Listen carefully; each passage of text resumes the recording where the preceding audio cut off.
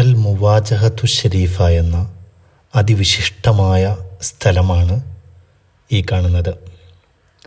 റസൂലുള്ളാഹി സ്വല്ലല്ലാഹു അലൈഹി വസല്ലമ തങ്ങളോട് സലാം ചൊല്ലാൻ വേണ്ടി അവിടുത്തേക്ക് അഭിമുഖമായി നിൽക്കുന്ന ഇടത്തെയാണ് അൽ മുവാജഹത്തു ഷരീഫ എന്ന പേരിൽ അറിയപ്പെടുന്നത്. ലോക മുസ്ലിങ്ങളുടെ ഹൃദയവികാരങ്ങളെ തൊട്ടുണർത്തുന്ന ഭൂമിയിലെ അതിവിശിഷ്ട ഇടമാണ് ഹുജ്റത്തു ഷരീഫ. പുണ്യനബി സല്ലല്ലാഹു അലൈഹി വസല്ലം അന്തിയുറങ്ങുന്ന പരിശുദ്ധ മുറി. ലോകത്തെ ഓരോ വിശ്വാസിയും ആ ഹുജ്റയുടെ മുന്നിലെത്തണമെന്നും മുവാജഹ ഷരീഫ എന്ന ഈ ഭാഗത്ത് വിനയാന്വിതരായി നിന്ന് അവിടത്തോട് സലാം ചൊല്ലണമെന്നും ആശിക്കുകയും ആ ഒരു മുഹൂർത്തത്തിനു വേണ്ടി അള്ളാഹുവിനോട് മനമുരുകി പ്രാർത്ഥിച്ചു കൊണ്ടിരിക്കുകയും ചെയ്യുന്നു. 7 ദ്വാരങ്ങളാണ് ഈ ഗ്രില്ലുകൾക്ക് മേൽ പ്രത്യേകമായി തയ്യാർ ചെയ്ത് വെക്കപ്പെട്ടിട്ടുള്ളത്. ഇതാ ഈ 2 തൂണുകൾക്കിടയിലേക്ക് നോക്കൂ. സൂറത്തുൽ ഹുജറാത്തിലെ 3-ാമത്തെ ആയത്താണ് ഇവിടെ എഴുതി വെക്കപ്പെട്ടിട്ടുള്ളത്.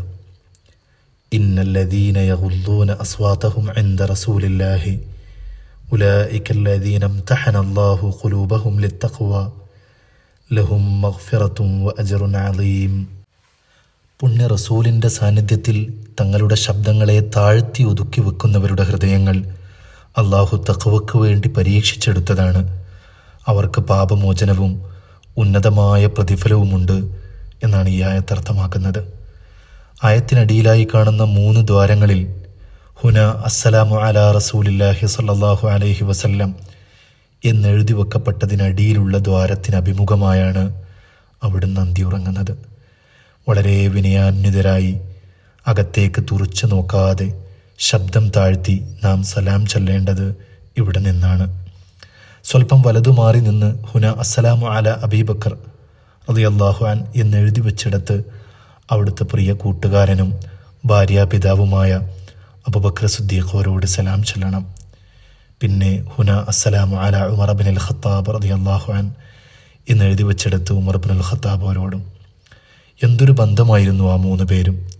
ജീവിച്ചിരിക്കുമ്പോൾ അവർ തമ്മിലുണ്ടായിരുന്ന സ്നേഹത്തിൻ്റെ ആഴം മനസ്സിലാക്കി തരും വിധം വഫാത്താനന്തരവും ചേർന്ന് അവരങ്ങനെ അന്തിയുറങ്ങുന്നു. ഇതാ ഈ ഔട്ട്ലൈനിൽ കാണുന്നത് പോലെയാണ് അവരുടെ വിശുദ്ധ ഖബറുകൾ സ്ഥിതി ചെയ്യുന്നത്. മുന്നിൽ റസൂലുള്ളാഹി സ്വല്ലല്ലാഹു അലൈഹി വസല്ലം, പിന്നിൽ ഒരൽപ്പം താഴോട്ടായി അവിടുത്തെ മുതുകിന് പിന്നിൽ തലവെച്ച് അബൂബക്കർ സിദ്ദീഖ് റളിയല്ലാഹു അൻ, അവർക്ക് പിന്നിൽ ഒരൽപ്പം താഴോട്ടായി ഉമർ ഇബ്നുൽ ഖത്താബ് റളിയല്ലാഹു അൻ. ആയിഷ റളിയല്ലാഹു അൻഹയുടെ മുറിയായിരുന്നു ഇത്. വഹയിൽ പ്രേരിതമായ പ്രണയം പൂത്തുലഞ്ഞ ഇടം. ആയിഷ ബീവിക്ക് ആഗ്രഹമുണ്ടായിരുന്നു ഉപ്പയോടും പ്രിയതമനോടുമൊപ്പം അവിടെ അന്തിയുറങ്ങാൻ. പക്ഷേ ആസന്ന മരണനായപ്പോൾ ഉമർ ഇബ്നുൽ ഖത്താബ് റളിയല്ലാഹു അൻഹു കൂട്ടുകാരോടൊത്ത് ഞാനും കിടന്നോട്ടെ എന്നവരോട് സമ്മതം ചോദിച്ചപ്പോൾ ആ സൗഹൃദത്തിന് മുന്നിൽ ആയിഷ ബീവി തൻ്റെ ആഗ്രഹം ത്യജിക്കുകയായിരുന്നു. ആയിഷ ബീവിയുടെ മുറിയുടെ ചുമരുണ്ടായിരുന്ന സ്ഥലത്ത് ഹിജ്റ 91 ഉമർ ഇബ്നു അബ്ദുൽ അസീസ് കറുത്ത കല്ലുകൾ കൊണ്ട് ചതുർഭുജാകൃതിയിലുള്ള ചുമരുകൾ പണിയുകയും പിന്നീട് കാബയോട് സാദൃശ്യതയില്ലാതിരിക്കാൻ വേണ്ടി പഞ്ചഭുജാകൃതിയിലുള്ള മറ്റൊരു ചുമർ ആദ്യത്തേതിന് പുറമെയായി പണി കഴിപ്പിക്കുകയും ശേഷം ഹിജ്റ 886 മദീനത്തെ പള്ളിയിൽ തീപിടുത്തമുണ്ടായപ്പോൾ 3ാമതൊരു ഭിത്തി കൂടി ഈജിപ്ഷ്യൻ ഭരണാധികാരിയായിരുന്ന കായിത്തബായി നിർമ്മിക്കുകയുമായിരുന്നു. ഈ 3ാമത്തെ ചുമരിൽ തൂക്കിയിടപ്പെട്ട കിസ്വയാണ് അഥവാ വിരിയാണ് പുറമേ നിന്ന് നോക്കുമ്പോൾ മുവാജഹ ഷരീഫയിൽ നിന്ന് നോക്കുമ്പോൾ നമ്മൾ കാണുന്നത്. അവിടുത്തെ ഷറഫാക്കപ്പെട്ട മേനി മോഷ്ടിക്കാനുള്ള ശ്രമങ്ങളും പലപ്പോഴായി നടന്നിട്ടുണ്ട്. അത് നമുക്ക് മറ്റൊരു വീഡിയോയിൽ ഇൻഷാ അല്ലാഹ് പറയാം.